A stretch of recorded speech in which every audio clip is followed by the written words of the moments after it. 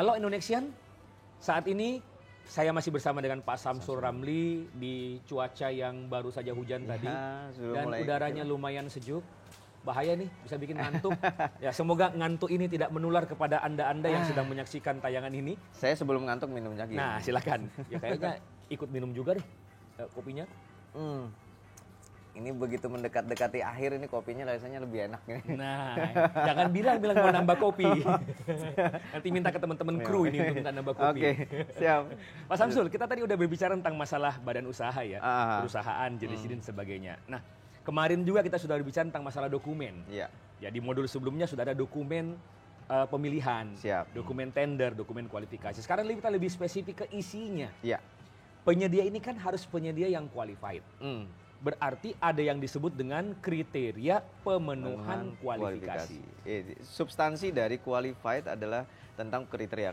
Kriteria. Dan ada 3 kriteria tadi kan? Tidak ada 3 kriteria. Jadi nanti ini akan menjadi input bagi daftar penyedia mampu atau vendor management analis sistem itu tadi. Yang pertama adalah kualifikasi administratif. Nanti kita bicarakan administratif ini apa saja. Ya. Kemudian yang selanjutnya adalah kriteria kualifikasi teknis gitu ya. Teknis. Ujungnya kita kemudian kriteria kemampuan keuangan. Keuangan, berarti dari sisi keuangan. Nah, administrasi itu kan sebenarnya kalau kita lihat gampangnya kan, segala yang berbentuk dokumen, surat-surat, legalitas. Legalitas lah paling utamanya. Legalitas yang paling gampang. Paling utama legalitas. Jadi selama perusahaan tersebut memenuhi aspek legalitas, berarti mereka itu legal sebagai badan usaha yang sah. Iya. Nah, contohnya apa? Misalkan ada izin usaha, kemudian ada akte pendirian usaha, kemudian ada juga kalau sekarang itu ada juga tanda daftar perusahaan. Walaupun kalau sudah menggunakan regulasi yang terbaru yang sudah OSS itu, maka SIUP, TDP dan itu sebagainya sudah selesai semua. Intinya adalah dia memiliki izin. Iya, tapi paling utama adalah meskipun sudah tersistem seperti itu, kita tahu bahwa komponen-komponen izin usaha itu apa saja. Jangan lupa, untuk jenis-jenis usaha tertentu dibutuhkan surat-surat tambahan. Betul. Misalkan gini, kita mengenal TDP ternyata di usaha pariwisata, misalnya komoditas pariwisata itu dikenal namanya TDUP.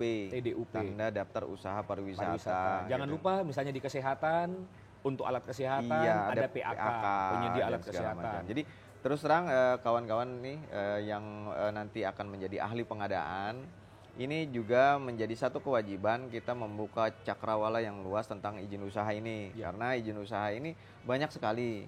Sehingga dalam menentukan syarat-syarat kualifikasi nanti kita harus membuka peluang pada kemungkinan-kemungkinan lain di dalam perizinan usaha ini ada tipe-tipe lain. Karena ini bersifat administratif. Intinya jangan hanya sekedar mempelajari regulasi tentang pengadaan barang atau jasa. Iya. Anda harus mempelajari juga regulasi-regulasi terkait yang berkaitan dengan pengadaan barang atau jasa, termasuk izin usaha. Iya. Nah ini untuk private ya, saya juga punya contoh yang agak menarik misalkan.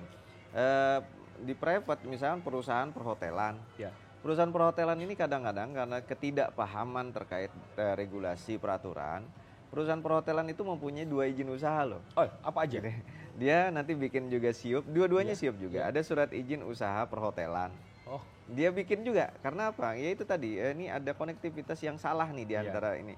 Jadi ada juga namanya surat izin usaha perdagangan. Jadi sebenarnya memang betul mereka punya izin usaha perdagangan jasa, tapi sebenarnya satu saja cukup.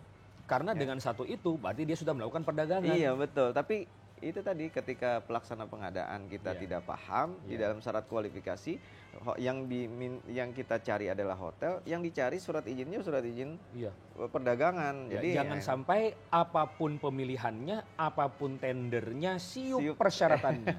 Seperti iklan kan, apapun makanannya, minumannya, teh botol itu. Itu yang harus kita ini juga. Jadi ini unsur private-nya penting juga teman-teman di profesional di private, di bisnis mengetahui tentang ini. Betul. Karena jadi ketika ada persyaratan yang salah di publik juga ini bisa dikoreksi oleh ini. Kalau tidak saling koreksi ini tidak akan mencapai. Kemudian yang berikutnya adalah perusahaan itu harus memiliki domisili dong. Walaupun juga sebenarnya kalau sudah memiliki izin usaha ya harus ada domisili terlebih dahulu. Di sinilah di Indonesia khususnya tentang domisili ini memang ini menjadi catatan penting ya, catatan penting. Mudah-mudahan ini akan ketika terjadi tercipta satu vendor manajemen sistem, maka persoalan domisili ini tidak akan menjadi masalah. Nah, akhirnya penyedia-penyedia yang masuk daftar penyedia mampu ini betul-betul sudah tervalidasi domisili usaha. Ya, bukan lagi penyedia hantu yang hanya sekedar bermodalkan izin usaha, tapi begitu diverifikasi lapangan kantornya nggak ada. Gitu ya. Itu penyedia hantu itu seperti gitu. Kemudian jangan lupa ada susunan dan data pengurus perusahaan. Iya, itu bagian-bagian patuh pajak. Kemudian ada dokumen-dokumen yang berkaitan dengan perpajakan. Kalau misalnya dia agen atau distributor harus ada buktinya dong. Ada surat perjanjian sebagai agen, distributor, supplier gitu. Kemudian kalau misalnya dia terdaftar sesuai dengan regulasi masing-masing, misalkan Alkes itu harus tadi seperti itu terdaftar di PAK. Kemudian ada juga persyaratan-persyaratan lain, obat dan segala macam. Dan sertifikat-sertifikat apapun yang diwajibkan menurut ketentuan peraturan perundang-undangan. Yang saya garis bawahi menurut ketentuan peraturan perundang-undangan. Misalkan kayak barang impor itu yang COO, Certificate of Origin, itu kan sudah diamanatkan oleh peraturan. Intinya adalah harus ada dasar peraturan perundang-undangannya. Kemudian kalau misalnya sifatnya dia offline, berarti surat-surat ini kan harus ada bukti hitam di atas putihnya. Ya, itu zaman offline-nya. Nanti kalau online mudah-mudahan tidak lagi seperti itu. Ya, jadi yang penting sudah masuk VMS, sudah gitu. Dianggap gituan.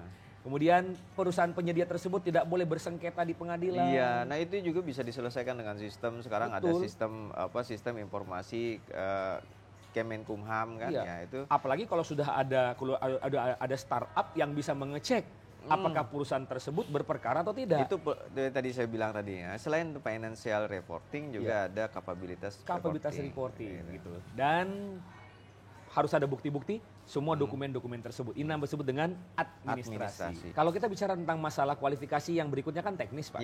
Dan teknis itu kan terdiri atas 3, yaitu pengalaman kemudian peralatan dan personil. 3 hal ini. Jadi penyedia yang dinyatakan qualified pasti sudah memiliki pengalaman dong. Nah ini trace-nya atau record-nya seharusnya sudah ada di PMS tadi, Vendor Management System. Nah ini bagian yang harus kita nilai secara teknis dari sisi kualifikasi. Hati-hati, bukan cuma sekedar ada atau tidak ada, tapi kinerjanya baik atau tidak baik. Jadi kalau penilaiannya nanti ada baik, ada tidak baik, kemudian tidak ada. Tidak ada sama sekali. Iya, betul. Intinya seperti itu. Personil juga, ada personil yang berkaitan dengan perusahaan, ada personil yang berkaitan dengan ada personil yang berkaitan dengan administrasi badan usaha, ada personil yang terkait dengan teknis pelaksanaan pekerjaan. Dan kalau bicara masalah kualifikasi, adalah personil yang berkaitan dengan badan usahanya, tapi bukan tentang teknis pelaksanaan pekerjaannya. Karena teknis pelaksanaan pekerjaan ini masuk ke dalam barang atau jasa yang ditawarkan. Nah, ini yang jarang dipisahkan. Iya, dianggap satu semua. Termasuk juga peralatan. Peralatan yang harus dimiliki oleh perusahaan sehingga menyatakan bahwa perusahaan ini qualified. Betul. Dan peralatan yang diperlukan untuk melaksanakan pekerjaan. Dan yang terakhir dari sisi kualifikasi adalah keuangan. Lagi-lagi. Kalau soal keuangan ini sebenarnya standar ya. Ada standar akuntansinya. Di sini misalkan kita lihat nanti neraca keuangannya, neraca laba rugi. Nanti itu dari data ini nanti akan muncul solvabilitas, kemudian likuiditas dan seterusnya. Kemudian juga kita masih mengenal namanya surat dukungan keuangan. Ya, walaupun sebenarnya sekarang ini regulasinya sudah mulai shifting dari berubah. Di private masih dikenal surat dukungan keuangan karena gini, ada perusahaan-perusahaan private yang tidak mempunyai kemampuan untuk melakukan penilaian keuangan, mereka kemudian menyerahkan risiko ini kepada perbankan.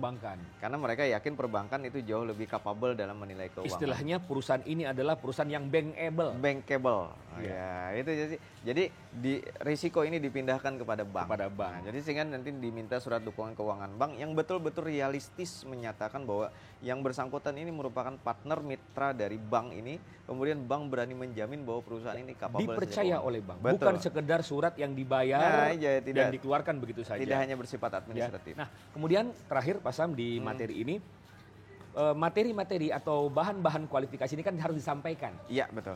Nah, penyampaiannya itu kan baik secara online maupun offline. Iya.